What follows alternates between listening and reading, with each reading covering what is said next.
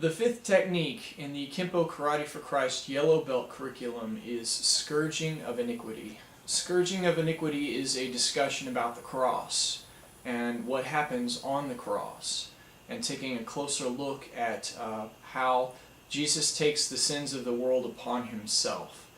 We call this substitutionary atonement. There are some Christian groups, or some groups that would call themselves Christians, that would like to see the cross as the symbol of our faith removed and replaced with something else. I can understand how the cross can offend their sensitivities. It is a bloody symbol. It is a violent symbol. It was a form of capital punishment. In fact, it was the form of capital punishment in that day that was reserved for the criminals that they felt were the worst threat to the authority of Rome. Rome came up with the most painful way to kill someone, and a very public way also to kill someone. You can see this expressed in films like Passion of the Christ, or there are church groups that have the resources to put on Easter pageant stories where we can kind of witness the events that led up to and included Jesus' crucifixion.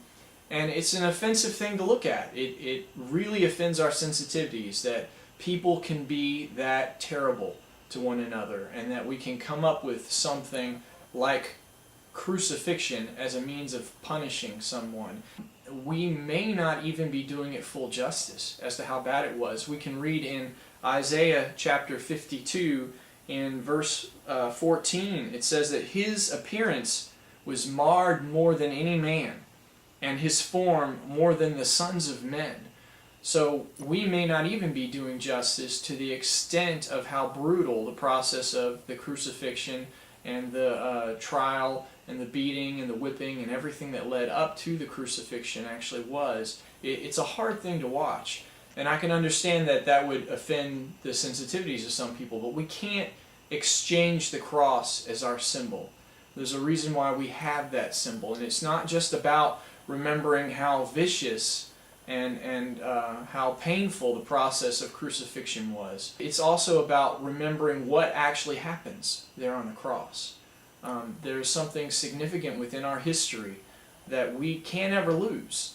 And if we lose the cross, we lose what happened on the cross as well. We're going to look at one of the eyewitness accounts of the crucifixion. And this is an interesting eyewitness account because it's not like the gospel accounts, Matthew, Mark, Luke, and John, where you kind of get a play-by-play of what happens in the events of Jesus' crucifixion.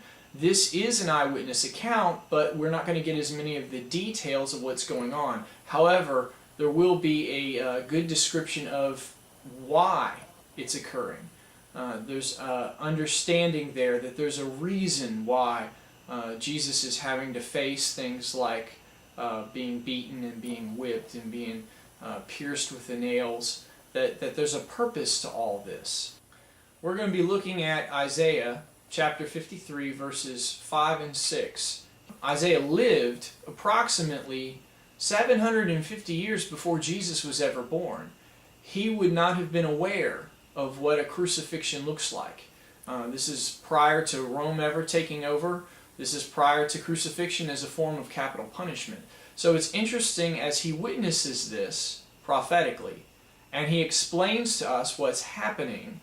He uses terms that he can identify with that would be appropriate to his time. It says, he was pierced through for our transgressions. He was crushed for our iniquities. The chastening for our well-being fell upon him, and by his scourging we are healed. All of us like sheep have gone astray. Each of us has turned to his own way. But the Lord has caused the iniquity of us all to fall upon him. Now, the terms here that are used are very interesting, considering Isaiah wouldn't have witnessed a crucifixion or been aware of what one was.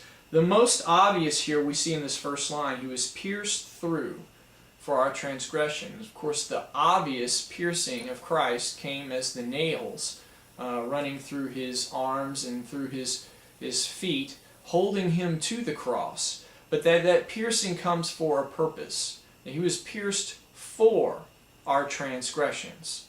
While in the Gospels we get a very detailed play-by-play of what's occurring here, Isaiah is explaining why it's happening, that his piercing happens for our transgressions. He was crushed for our iniquities. Isaiah, who had never seen a crucifixion, is describing what actually happens. One of the reasons why dying on a cross is such a brutal way to go, and a very public way to go, is that what actually will kill the person eventually is that they won't be able to breathe anymore. As they're held up onto the cross and their arms are outstretched, they're pulled in such a way that their diaphragm can't expand in order to let air in.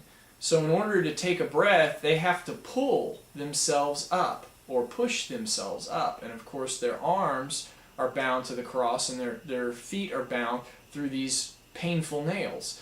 And they have to pull against those nails and they have to push with their feet off those nails in order to lift their body enough to bring their elbows down so that their diaphragm can contract in such a way to fill the lungs with air.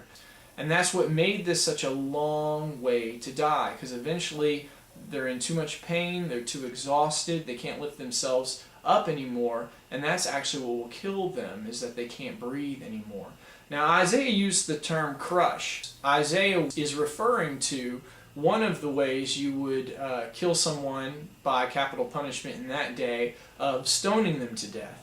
Now there are three ways you can stone someone to death in Isaiah's time. Circle around and everyone grabs stones and they'll throw it at someone who's in the middle of this crowd, the person who's accused, and until they die.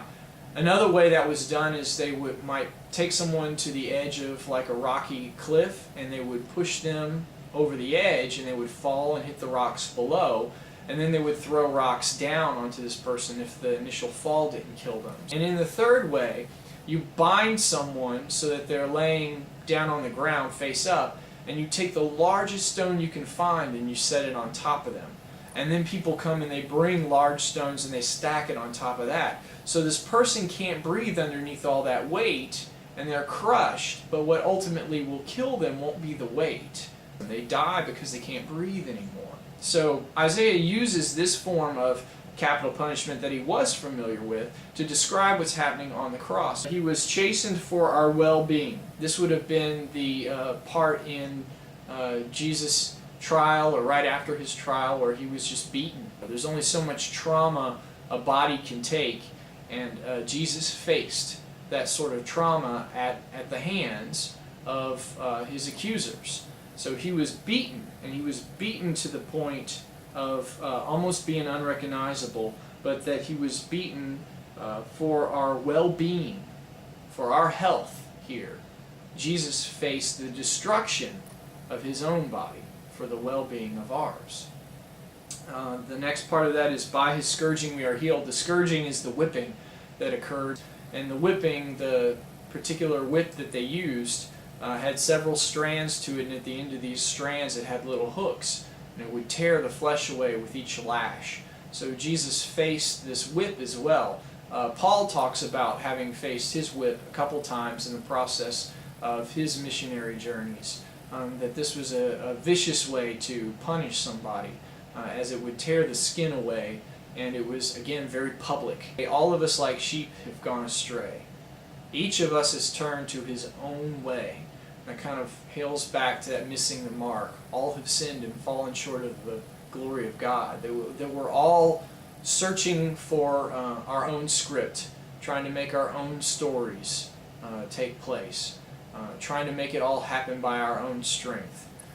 But God causes our sin fall upon Jesus. The whole purpose of this punishment here that's coming on the cross, the meaning behind it is that it's about us, and it's about our sins, and it's about God's punishment for sin, satisfying God's holiness on the cross, taking care of sin in a permanent way. But what happens on that cross is very significant, that he takes the sins of humanity, past, present, future, upon himself. And in that state, he pays the penalty for sin on our behalf, that we can put our faith in what Jesus has done on the cross, and that payment for sin can apply to our lives. That's the fifth technique in the Kenpo Karate for Christ Yellow Belt curriculum. and it's Scourging of Iniquity.